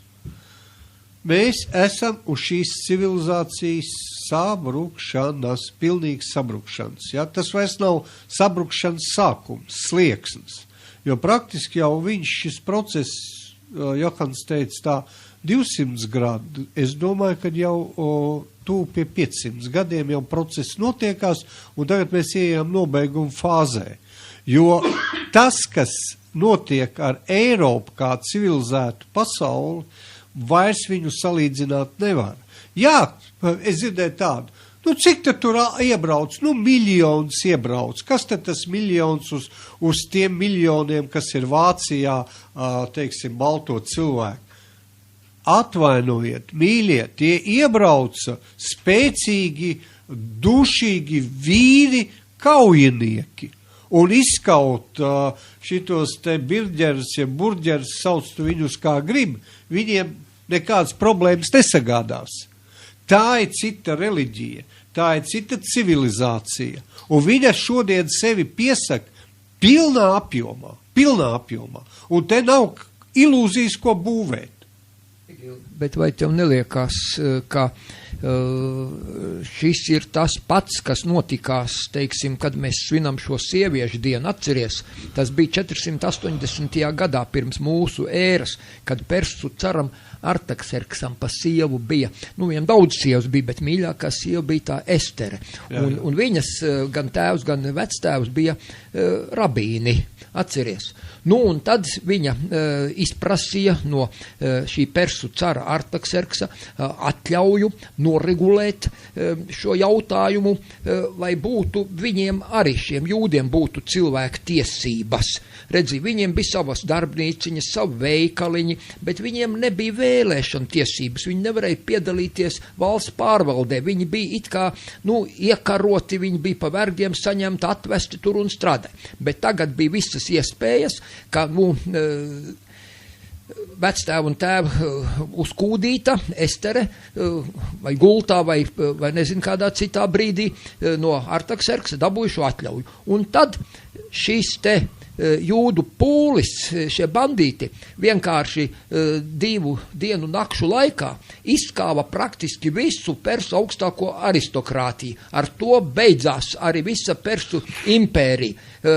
Hamanu, jeb Amanu, viņa iekšlietu ministra Artakserks ar visiem 10 dēliem pakāra tirgus laukumā pie stabiem. Un tu zini, kas ir, tie skaitās, viņu atmoda vislielākie svētki jūdu tautas, kā viņi saka, vēsturē. Jā, katra tauta iezīmē savā vēsturē uzvars un raud par savām sakāvēm. Tā vienmēr ir bijis. Jā. Redz, un mēs svinam, kāpēc es visu ar to tik garu, mums tuvojās, pat pēc 23. februārī bija tur pēc jauno stilu, pēc veco 8. martā, kā stārī ruskī novī godu un jaunais 14 dienas starpība, tas pats 23. februārs un 8. marts, vai ne? Tad redzi, šī 8. martā, šī sieviešu diena, kad bija, žīdiem bija Purims svētki, Roza Luksemburga un Klāra Cetkina, Kopenhāgenā, 2. vispasaules sociālisko sieviešu sajietā, parlamentā, kongresā, viņiem svētki, bet šīm te kādai vācietei, polietei, krievietei, latvietei, kas tur vēl piedalījās, arī vajadzēja svētkus. Un tad viņas izpunktierēja, ka viņām arī būs svētki. Международный день женщины-революционерки. Un šeit tie Purima svētki. Priekš žīdiem tie Purima svētki, priekš mūsu sievietiem tie nav Purima svētki. Es negribētu šos datumus tā savienot kopā. Bet viņi ir savienot, tad patīk vai nepatīk. Patīk vai nepatīk, bet priekš es paprasīšu latviešu sievietei, kur nezinu par tiem Purima svētkiem, vai 8. marts sieviešu diena ir Purima svētki. Viņš saka, tā man vienalga kāds svētki. Galvenais, ka man vecis ir apsveicis. Un šeit šobrīd, kad pāraug kaut kāda, varbūt riebīga tradīcija, pāraug kaut kādā jaukā tradīcijā, pieņem viņu. Tā sieviete varbūt vienreiz mūžā no tā veča ir saņēmusi puķis, ka viņš ir atnesis mājās. Egīl, es saku, ka es sievietes mīlēju katru dienu, izņemot šajā dienā. Bet katru dienu tu puķis viņai nevar uzdāvināt, jo tev tas maks ir pa plānu. Pagaidīt, es puķis pats audzēju ar kādreiz. Tas bija padomu laikā, bet šajos laikos vīram maks ir tukšs, un viņš var atļauties būt vīrietis tikai vienu dienu gadā. Jā, viņš vienu dienu reizi gadā viņš var būt vīrietis. Kāda laime. Tā viņš ir pataisīts pa sievieti. Viņam vajag uzdāvināt vēl tikai šitos te svārkus. Jā, un vajag aizmirst, ka viss sākās ar matriarkātu. Jā. Un ka valdīja, un kad valdīja, un tas nāk, bet es saku arī matriarkāts, ko tagad piedāvā, bet tagad iedomājies sievietes, kas nevis pa mājasaimniecēm māca, bet par lielām priekšniecēm un tā tālāk. Viņām tagad ir nauda. Viņas var braukt, kur viņas grib. Viņas var mīlēties, ar ko viņas grib. Viņas grib ģimeni? Nē. Tas ir sloks, tas ir apgrūtinājums. Un vīrietis arī negrib ģimeni, jo viņš jūtās nabaks. Viņš ir apdalīts. Šobrīd ir nevis vienlīdzības starp vīrieti un sievieti, bet totālākā apdalīšana. Faktiski vīrietis tiek diskriminēts. Senos laikos, lai kā arī nebūtu, es atceros, man vecmāmiņa stāstīja, vecā māma, mēs nestrādājām. Mēs bijām 5 bērni, un tēvs varēja apgādāt, uzturēt visu ģimeni. Māte nestrādāja, tā audzināja bērnus, un viņš nebija nekāds tur augsta ranga ierēdnis vai profesors vai kas, viņš bija vienkārši mājas saimnieks, jeb kā hausmeisters skaitījās, un viņam bija pietiekoši alga. Viņš varēja justies kā vīrietis.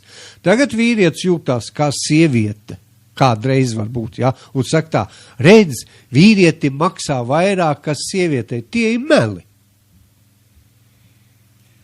Labi, es varu pateikt, pēc vecmātes, es esmu no karaļdzimtes, es esmu Rūrika pēctecis, es esmu Hohenzollern pēctecis, es esmu Vilhelma iekarotāja, visi angļu karaļi. Mans vectēvs ir Georgs I. Un caur viņu uz Hohenzollerniem es esmu Gedminesa pēctecis. Un tomēr, ja tu atcerēsies, ka vienmēr arī par Napoleonu valdīs sieviete. Sievietei kakls, kas groza vīra galvu. Tas ir vienmēr.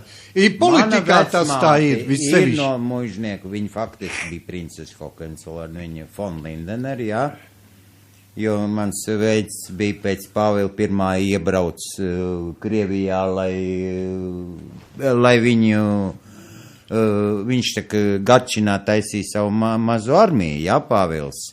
Viņš atbrauc tā, ka neuzticējās, jo Fridriks Lielais viņa brālis arī neuzticējās, un viņš jau vēl tad, kad viņš pirmo reizi bija Prūsijā, viņš paredzēja, ka Pāvils I ilgi nevaldīs, un viņa gaida tēva gals. Un tā notika tad, kad beidzot viņš viņu izdzirna, viņš bija radinieks arī Katrīnai II. Jo viņa māsa bija Zviedrijas karaliene, bet karalis bija Katrīnas II tēvots pa mātes līniju. Un vispār uzskat, ka Katrīna otrā ir Friedriha Lielā tomēr meita. Nepavēlt viņas tēvam, kas nekad nav karojis, saņēmis maršalu, ko dev tikai karojot. Ja? Nē, un es te varu pateikt, ko gribēju. Ne par to. Mana vecmāte komandēja, viņa bija saimniec mājā. Man vectēvs strādāja un pelnīja, bet viss bija mājās sakopts, viss bija sakat, un vectēvs nekad vecmātei pretī nerunāja. Pat man mamma un mans tēvs nevarēja runāt un pretī. Man vecmāte 2 gadus audzināja, viņa atveda, un man nepatika tā auklīt, ko man atveda. Viņa pasēdēja, paskatījās, pēc tam teica, Andrej ģērbies, apģērb man un padorīja ārā. Mamma un paps aizskrēja ārā, ko tu? Viņa saka, viņam nepatīk viņa. Mierīgi aizveda, viņam bija noteicēji. Un starp citu pa to līniju, ja, es savu brālēnu no Ļeņgrads, tagad ir Sanktpēterburgas, ja. Viņš saka, ka viņa vecmāte arī tāda pat bija. Jā, bet redzi, tas ir varas sindroms. Tātad viņi zināja, ka viņi nāk no aristokrātiskām ģimenēm. Nē, viņa pameta, viņa aprecēja latvieti zemnieku. Kaut gan viņa zaudēja savus mantojuma tiesības. Viņa aprecēja Actiņu. Arī, tu zini, ka Actiņa dēls bija Vsevolods Actiņš profesors, vēl radinieks Andris Actiņš, arī profesors ķīmijas fakultātes. Mamma beidz augstāko izglītību, viņas brālis beidz augstāko izglītību, ja? Tā kā tas nebija. Un man vecmāte teica, necenties pēc mantām, tās tu zaudēsi, necenties pēc naudas, ne pēc varas, ne pēc naudas. To tu mācies, nevajag svarīgi. Uz trīniekiem, te uz trīniekiem. Galvenais mācies. Būs galvu uz pleciem, tu nepazudīsi. Jā, bet es tev saku tā, var jau būt sieviete arī, kas ir līderis un vadītāja, bet tā sieviete jau arī ievēro, ka tas vīrs, kas ir naudas pelnītājs, jā, kad viņam arī ir iedalīta un ne pēdējā loma ģimenē. Mums šodien vīrietiem nav nekāda loma ģimenē. Saprotiet? Dabīgi. Vispirms pie galda nosēdinās bērnus, paši paēdīs, un tad labākā gadījumā arī vīri pieaicinās. Ļoti daudzās ģimenēs tā ir. Bet tad vīri, kad viņi zināja, ka mājas ir mājas, kur viņi sagaida, kur viņi mīļo un tā tālāk. Viņš cenšas strādāt un sagādāt, nodrošināt viņas finansiāli. Jā, bet redziet, tajā laikā bija tāda sistēma izveidota, kad nepelnīja grašus, kapeiks, kad varēja šo ģimeni uzturēt. Ja tam viņš bija strādnieks. Es par to zinu ļoti. Es vecvecumā prasīju, kad bija vislabākie laiki, viņš tāpēc pateica, tie bija caru laiki. Ne Ulmana laiki. Es jau biju domājis, ka man stāstīs tos stāstus par zelta Ulmana laikiem. Viņi teica tā, vislabākais laiks bija pirms pasaules kara. Tad bija liela vērtība, tā naudai zelta cara rublim, jā, un veikali bija pilni, un tajā laikā jau arī Krievijas impērija nebija no pēdējām valstīm pasaulē. Viņš tikai tika sagrauts ar visādām šīm te politiskām spēlēm un mahinācijām. Un tas ir viss. Bet to vēsturi jau tu pats labāk zini, ja? Kā Krievijas vēsture, monarhija attīstījās un veidojās. Ja? Nikolais II vairs nebija, viņš vispār negribēja. Viņš vairs nebija monarhs, cars. Ja? Kāpēc tad tas nabaga vīrietis pie mums šajos laikos ir tik tālu diskreditēts, nomocīts, izdzīts, burtiski kaut kādā, nezinu, kādā lomā iegrūsts, tikai ne savā īstajā vīriešu lomā? Un kāpēc? Kāpēc to Andrej domā? Kāpēc mēs nevaram šeit nopelnīt normālu algu? Kāpēc mēs normāli nesaņemam savu algu? Tik daudz naudas, lai mēs normāli varētu dzīvot, kā vismaz Egīls teica, ka caru laikā varēja vīrietis nopelnīt ģimene iztiku. Padomi laikos konkrēti Juris Lapinsks, arī varēja nopelnīt ģimenei iztiku bez kādām problēmām. Protams, sieva man palīdzēja mājās, strādāja, mājās viss bija sagatavots, es strādāju, pelnīju, un viss bija kārtībā. Bet tagad es vairs nevarētu ne ģimeni uzturēt, pats sevi brīžam nevar uzturēt. Kāpēc mēs esam tik tālu nonākuši, kur ir ļaunuma sakne, kur ir cēloņi, kur ir iemesli? Redziet, tas ir saistīts vairāk vai mazāk ar mūsu finanšu sistēmu. Nauda. Tātad nauda, kā mēs zinām, Amerika piedrukā naudu. Jā, tik, cik vajadzīgs. Un žīdam ir tas teiciens, cik vajag. Jā, 2x2, cik vajadzīgs, kundze, būs. Tātad, ja mums šodien ir tehnoloģiskais izrāviens, agrāk es atceros uz tās drukmašīnas, kur es strādāju, mēs strādājām 4 cilvēki, pēc tam jau sāk strādāt 3 cilvēki, pēc tam palikām 2 cilvēki. Jūs domājat, ka mēs saņēmām 2 pa 4? Nē. Bet šodien, kā tu arī raidījumā teici, vīrietis varētu strādāt 1 dienu nedēļā, lai apgādātu ģimeni. Tātad šo saražoto preču daudzumu mēs saražot varam pat vairāk, kā esam saražojuši. Maksāt neviens negrib. Un atsauksmes ir ļoti tāds nepamatots. Investoru padome saka, ka mums vajadzētu samazināt virsstundas. Nav jāmaksā par virsstundām pirmām stundām 100%, bet vajadzētu 50%. Es šādu investoru padomi gribētu patriekt ar brūnu koku. Ar sūdaini tu gribēji teikt? Atvainojies.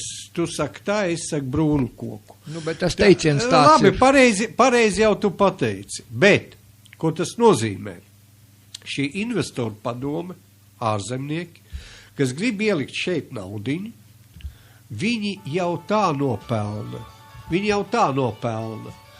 Uz to, ka darba samaksa mums ir zemāka kā citās Eiropas valstīs. Tātad iedomājies, ja mēs saņemam tikai varbūt kādu 30% no tām darba algām, kas ir Vācijā, ja viņš būtu darba devējs Vācijā, un tagad viņš atnāk uz Latviju, un viņam ir 70% tīra nauda kešā. Kāds investors man te ir vajadzīgs? Tas ir blēdis, nevis investors. Saprot, tā nav investīcija. Es visus tos investorus skaidri un gaiši saucu, ka viņi vispirms ir neokolonizatori, tas ir pirmais, laupītāji un bandīti, lai ar cik labi ģērbts, lai ar kādu šlipsi un frizūru viņš nebūtu, tā teikt, dekorēts. Ja? Viņš ir vēl lielāks, es negribētu apvainot, šobrīd tu nepareizi pateici, tātad laupītājs vai bandīts, būs daudz godīgāks par šo investoru. Viņi dzīvo, kā Krievi saka, po paņaķiem. Samaksās. Laupītājs bija Čingishans, kurš ņēma nodokļos, nodevās, ņēma 10%, 10. tiesu. Tāds pats bija muižnieks. Atceries, padomju laikos. To jau var vismaz 10 reizes esmu raidījumos šeit teicis, ka muižnieks ņēma no zemnieka 10. tiesu, un tāpēc man vēstures stundā, skolā, vidusskolā mācīja muižnieks, eksploatātors, izspiedējs, asinsūcējs, laupītājs ņēma 10%. Bet tagad ir otrādi. Tagad mūsu valdība mums noņem 90%. Taisni tā, kā tu tagad pateici. Un 10% labākajā gadījumā atstāja. Ja tev ir firma, un firma bankrotē, vai tu esi iedzīts tādos nodokļos un parādos, ka nevar samaksāt, tad pat tie 10% nav. Tad tev jāiet kārties, nekas cits neatliek, vai ne? Redzi, un šeit ir šī lielākā problēma. Ja no tā starpības starp tiem 90%, kas mums tiek nolaupīti, un tiem 10%, kurus it kā drīkstētu paņemt tikai visos nodokļos kopā.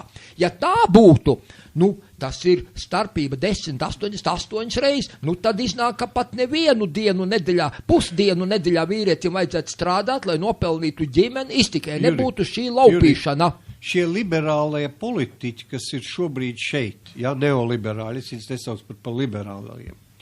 Tātad pie krieviem visiem padomu laikā visiem vajadzēja būt nabagiem. Jā? Nu, nebija nabagi. Jā, tagad mums pat vidējā slāņa nav. Un viņi tie, kas pārgāja no padomu sistēmas uz šo sistēmu, praktiski tauta atdeva visu varas pārvaldi tiem pašiem kundziņiem. Mīļie, mēs jau neko nesaprotam, jūs vadiet un valdiet, un viņi tagad tā ir iztaisījuši. Ko tu domāji, kad viņi grib stabilu vidusslāni, ka viņi grib pacelt tevi tādā pašā līmenī, kādā atrodas viņš, vai viņš grib, lai tu brauc ar tādu jaunu mašīnu? Priekš kam, Juri? Tu labāk brauc ar hupalu mašīnu, kuru atdzen no Vācijas, kur te var 2 gadu pabraukāt, pēc tam jūk ārā. Pēc tam tev brēc virsū, ka tu esi neliec, ka tu brauc ar nesalabotu mašīnu. Tā ir sistēma, tā ir padomu laika sistēma, kas vēl no šejienes nav izgājusi ārā. Mēs jau neatjaunojām Latvijas brīvvalsts, kas bija 18.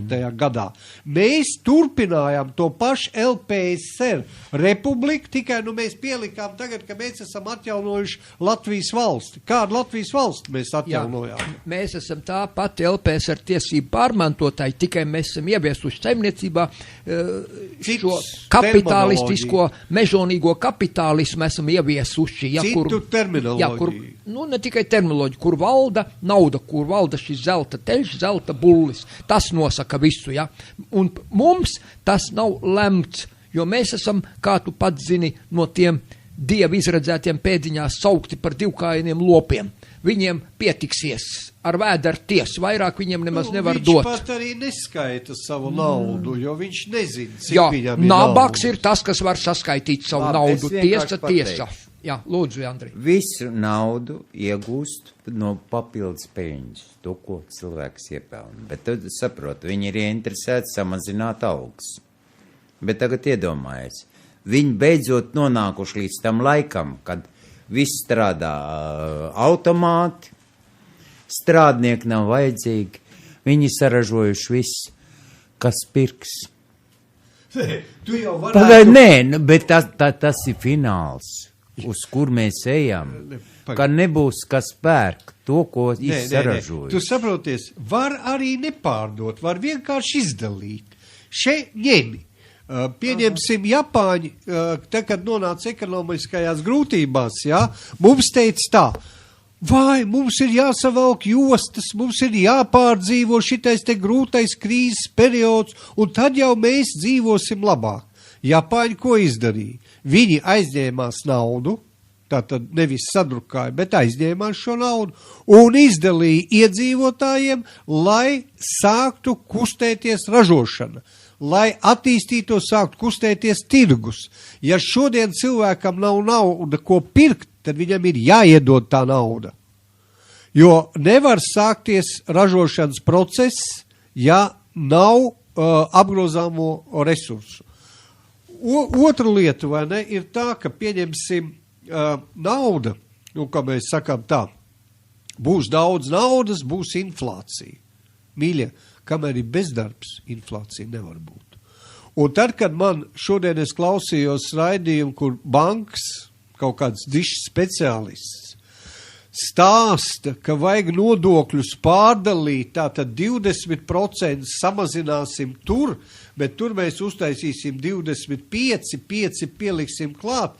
Man liekas, kur viņi ņem tādus īpašos cilvēkus ar tām, kā tu viņus pagājušreiz nosauc, jā?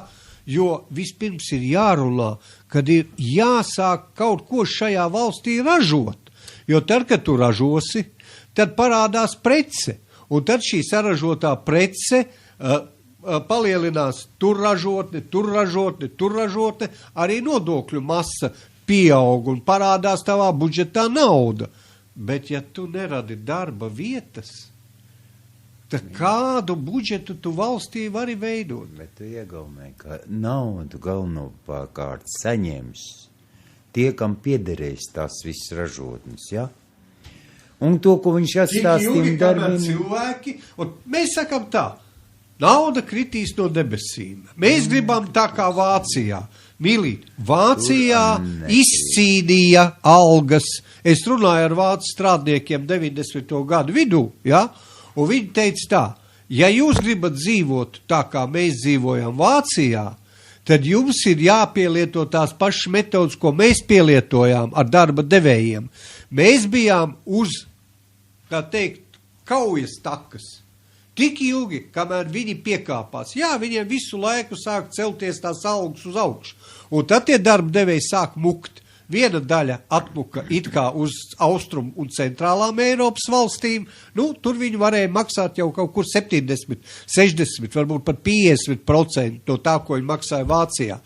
Bet tad viņi pēkšņi iedomājas, mēs taču varam arī uz Ķīnu braukt, vai ne? Tur jau vēl mazāk ir jāmaksā. Kaut gan tagad jau Ķīna jau arī sāk diktēt savus noteikumus. Nu, no Ķīnas viņi dabūs ar to brūno koku, ne pa muguru, bet pa galvu. Bet tad Merķeli iedomājās, mēs varbūt varam atvest štreibrekers no Ziemeļāfrikas, lai tikai brauc. Un tad tie tagad mums strādās galīgi par kapēkām. Viņi vispār nestrādās. Viņi nav cilvēki, kuri māk strādāt. Uz Latviju atbrauc bārdzins, tu viņām uzticēsi savu rīklu, lai viņš tev nodzen bārdu. Viņš tev to rīklu ras un pārgriezīs. Pavāri, atvaino mani. Es viņu ēdienas neēdu. Vācijā vēl, es saku, arī viņi ir von Lindeneri, ja? Viņi arī līdz šim laikam. Viņš saka, Vācijā viņu pasniedz izlūkdienestam vācu valodu. Viņi bija Vācijā, viņi saka, turki. Viņi saka, viņi tak nestrādā. Viņi saka, tu ej gar tām mājām, kas viņiem jāceļ. Vai vēl kaut ko, tikai nedarbs. Jā, tu redzi, agrāk, mēs teicām tā, 50, 60 gadi. Amerikāņi sāk zaudēt vāciešu priekšā, jo viss sāk pirkt made in Germany, laba kvalitāte. Tagad jau kvalitāte Vācijas precei nav vairs. Saproties? Nav interesi. Kā tad tu domā, ka šie viltus strādnieki, kas tur ir ieradušies, ka tie strādās tikpat godprātīgi, kā agrāk strādāja vācietis? Bet tagad nav ieinteresēti. Tu saproti, televīzori, tagad tie modernie televīzori, es meistariem runāju, viņi saka, viņi ilgāk kā 2-3 gadus nestrādā. Pēc tam tu ar to jauno televizoru mest ārā. Jā, bet viņiem tas ir vajadzīgs. Pagaid, bet viņam vajadzētu arī būt cenai, teiksim, nevis 800 eiro, bet 80 eiro. Bet tad meti pēc 2 gadi ārā. Man jau nav nekāda problēma nomainīt atkal televizoru. Jā. Zani, tātad mēs tikām klāts pie vēl viena rādītāja, pie peļņas procenta. Es atceros, ka vecos laikos pie to pašu Ulmanu esot bijis kaut kāds peļņas procents vai 18% vai kas, ka peļņa nedrīkst būt lielāka par šo. Jā. Citādi tā ir laupīšana, zakšana. Jā, 15% Vācijā. Jā, kā tu domā, cik ir peļņa Rietumbankai? Šodien avīzē bija internetā, kur es izlasīju, ja? Rietumbanka 2016. gadā peļņa, cik ir? Nezinu. 83 miljoni eiro. Zakšana. Jā, un kopā bankas, faktiski Rietumbanka arī ir ārvalstu banka, Amerikas banka, jā, protams, ar vietiem šiem vietvalžiem, jā, šeit priekšā. Un tā tad, vārds sakot, bankas pagājušā gadā ir nopelnījuši 500 miljoni. Tas ir praktiski tīrā peļņa. Jā, tīrā peļņa, jā, kuru praktiski visu aizved prom. Tā mūsu kulīte pie tādas izvešanas drīz būs tukša. Vēl tas 500 miljonu pīpmaņi nopīpē. Arī pa tukšo izkūpināts gaisā. Miljards jau. Mūsu budžets viss kopā ir tur nepilni 8 miljardi. 7,8 miljardi. Jā. Nu redz, tā tad. Un tā sākam. Iet apmēram tā kā Bulgārijā. Tu saproti, kur ūdens trūkums esot. Kāpēc? 3/4 ūdens aizteka zemē viņiem. Tās vecās caurules vienkārši, tie mūsu diktori, kas te Rīgas rādio stāsta, nekvalitatīvi taisīja tur tajos, tur nenosaukt pa padomi laikiem, bet vienkārši dzels cauruli ilgāk netur, viņa zemē sarūsē, vienkārši sen bija laiks nomainīt, bet dēļ šiem juku laikiem neviens tās trubas nav nomainījis. Labi, pat labāk. Juli. Un 1/4 daļu ūdens tikai Ūdens mājās. arī zemē nepazudīs, jā? Pagaidi, Tu tas, zini, ka kad ir nepazudīs. apakšzemes upes, ūdens ietek, vai ne? Un Jā, pa jā. otru galu Jā, citur tikai viņš naftu nāks ārā. neielaiž iekšā, un Jā. tad tu vari tam ūdenim pateikt aģiju. Jā. Jā, nu tā ir cita lieta. Jā, nu, tā pati lieta, ka redz, ka ūdens Bulgārijā tikai ir kaut kāds atsevišķās dienās un vispārīgi Bet, ūdens nē, laika nu, draugi, beigušies. mīļie, Un tas mūs sagaida, tā ir mūsu tuvākā nākotne. Juri, es personīgi redzu tikai vienu.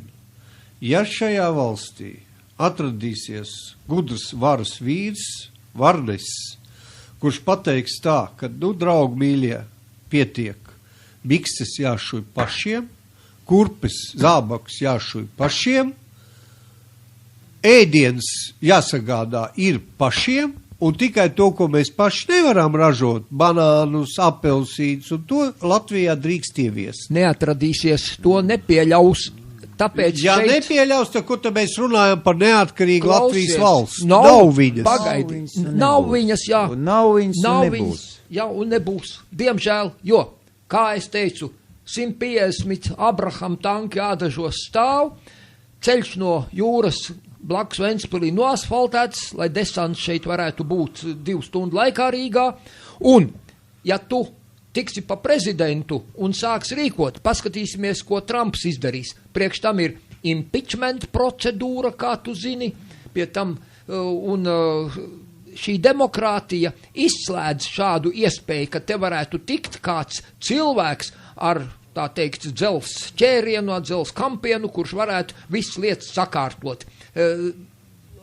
Sliktākā, jeb labākā gadījumā to pat grūti pateikt, atradīsies vai bite vai lapsene, vai tur iekodīs vēl kāds circenis vai skorpions, to nu nevar zināt, ja?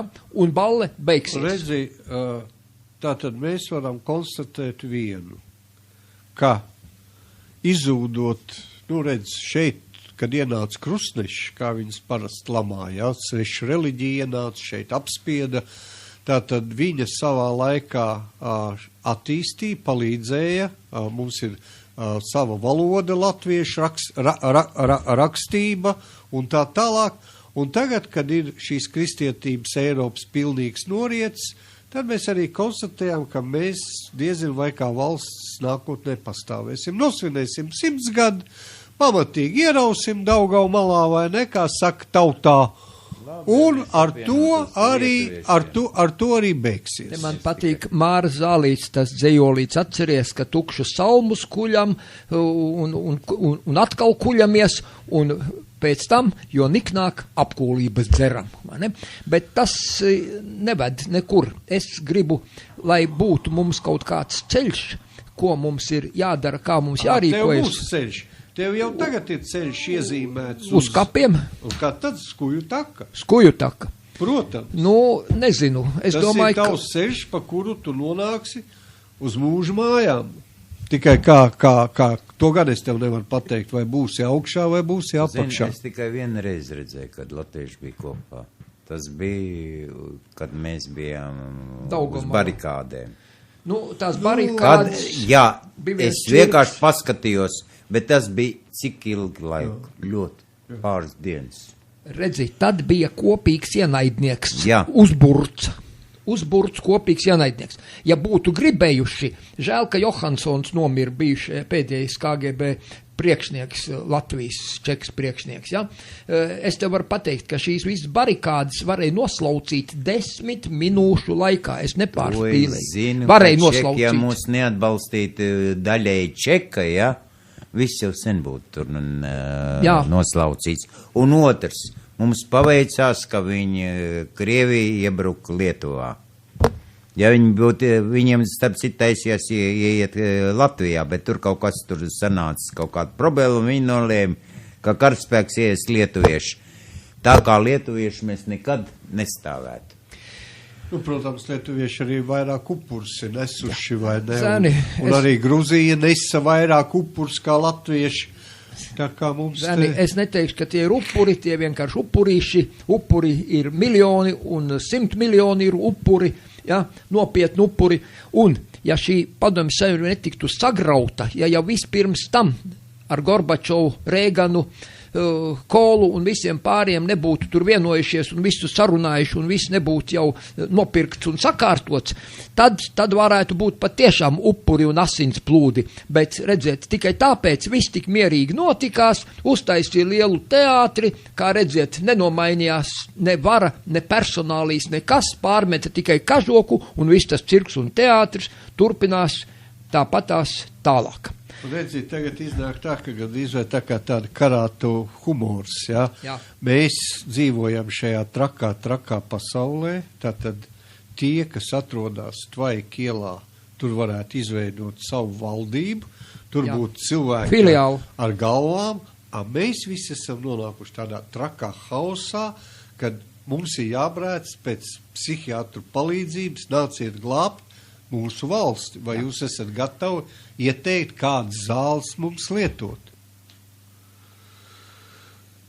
Jā, mums Radio Merkūra ēterā jāgatavojas raidījuma nobeigumam. Ko tad mums vīri darīt? Mēs te spriežam gan uz vienu pusi, gan uz otru pusi, kas ir vainīgs, kas ir tas, kāpēc ir tā, kāpēc nav tā, bet ko jūs iesaka? Ko mums darīt? Kā mums jārīkojas? Vispirms es domāju, ka mums vajadzētu tagad atgriezties pie tradicionālām vērtībām, ko ļoti veiksmīgi tagad Trumps veic Amerikā.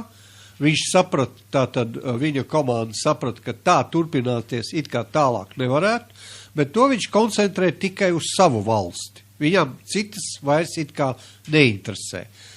Tas ir saimnieciskajā jomā, pieņemsim militārajā jomā. Es domāju, ka viņš turpinās to pašu kursu, kāds bija arī pirms viņa iepriekšējiem Amerikas prezidentiem. Jā, mums vajadzētu varbūt vienreiz vēsturē tomēr vienoties Lietuvai, Igaunijai, Latvijai, vienā tādā Baltijas savienībā, gan aizsardzības jomā, gan arī ekonomikas jomā un tā tālāk. Bet tas nav iespējams. Varbūt kā ir iespējams. Tāpēc, kad mēs gribējām savā laikā 18., 19., 20., 21. gads Zigfrīds Anna Mērovics šajā virzienā ļoti strādāja. Ļoti nesanāca. Jā, Egil, bet sen tas bija pie Venta Ziedu laikā. Nesanāca, jā. Tas ir ļoti labi aprakstīts tur tajā Latvijas mīkrēslī pirms okupācijas Ilga Gore, Aivars Stranga ir uzrakstījuši, pareizāk sakot, dokumentus sakopojuši pa to laiku, un tur šīs pretrunas, kas bija latviešiem, lietuviešiem, igauniem, kāpēc nevarēja vienoties. Tad paņēma visus tā kā cāļus pa vienam, tā kā zvirbuļs no drāts nolasīja ģenerāļa Pavlova divīzija, un igauņi sagaidīja vēl so ģenerāla Pavlova divīziju ar pūteju orķestru un muzīku. Dobro pažālovaķis, mūsu atbrīvotāji. Bet redzi, lieta jau ir tāda, kad arī šodien igauņi pieslienās Somiju. Nu, redzi, tad es domāju, ka varētu savienība būt starp kopā Somija, Igauni, Latvija, Lietuva un vēl Baltkrievu varētu būt pat. Daudz maz līdzīgas pēc apjoma, pēc iedzīvotāju skaita, pēc lieluma un būtu vienādi principi, tā varētu kaut ko vismaz stāvēt un padarīt, ne? Ja mēs virzītos uz ekonomisko savienības savu Baltijas tautsēmniecības kopējiem projektu attīstībām, jā, kaut kas notiktu. Saprot, tas ir jādara, tu saprot, neko nedarot, tikai sakot nē, mēs neko nepanāk. Es nesaku nē, ir jārunā ar Lietuvas politiķiem, ir jāmēģina tomēr atkal atgriezties pie tām pašām tradicionālajām vērtībām, kas kādreiz mums bija, atcerētos, kā tad dzīvoja mūsu vectēvi.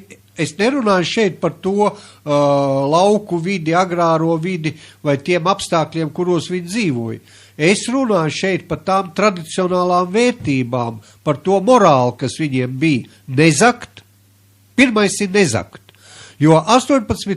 gada republikas valsts, kad būvējām Latviju, ja, es satikos 90. gados ar vīriem, kas ar spožām acīm stāvēja un teica, tā mēs atjaunojam savu Latvijas valsti, un tam man viens vecs vīrs teica, nekas no tā neiznāks, jo šai paudzei nav vairs morālo vērtību. Nu, diemžēl, morālā vērtība, morāle, kā tu zini, ir tā pati ētika. Nav. Grieķiski Juri ētika, nav. morāle, Ētika. Nu, labi, nestrīdieties Morāli. par to, tas nav būtiski. Tikumība. Tikumība, latviski tikumība. tikumība. Bet redzi, morāle ir no tā, kad visu pirms tu zini, kad ir Dievs, kura priekšā, kas visu redz, tev ir kauns, tu to nedarīsi. Ētika, Dievs ir noņemts nost, ja Dievs neredz, tad jau jūs to varat arī darīt. Egil, redzi, es ievēroju to bez Dieva pat. Varu pateikt tev, es personīgi. Jā. Kā tev, Andrej, ir? Es varu pateikt tā. Nu? Neaizmirstiet, ka Jagails ir vecvectēvs Albrehtam Hohenzollernam. Vecvectēvs. Viņš karoja pret Teitoņu ordeni, vinnēja. Bet viņa mazmazdēls kļuva par pēdējo Teitoņu ordeņu lielmaģistri. Visi tik sarežģīti, visi tā jūtas, ka vienkārši atbildi atrast, kā ir jādara. Nav iespējams. Ir jāmeklē un jāmeklē. Jārunā kaimiņiem, jārunā visiem, kas var to darīt. Jā, nu to mēs arī mūsu radio pārraidēs cenšamies darīt, jo vispirms ir vajadzīgs cilvēkiem acis atvērt, lai viņi sāktu saprast, kas šeit notiek, kas pasaulē notiek. Tad mēs varētu sākt tikai kaut ko loģiski pamatojot un vienojoties, sākt darīt, jo citādāk nesanāks nekas. Kā tu, Egil? Tas ir tā, kā mēs staigājam bez brillēm. Mums viss ir miglains, un mēs nesaskatām to vajadzīgo, kas mums būtu nepieciešams. Jā, labi. Bet arī nedrīkst visu sagrābt to, kas pasaulē apkārt notiek. Jo ir kaut kas tas ģenētiski svarīgais, kas piemīt tikai mūsu tautai. Jā, labi. Paldies, teikšu saviem šodien viesiem. Es jūtu, ka mums vēl būs jātaisa vēl kāds raidījums, kuru laikā pirms tam mums jāapdomā, ko un kā, un tad mēģināsim tikt pie skaidrības.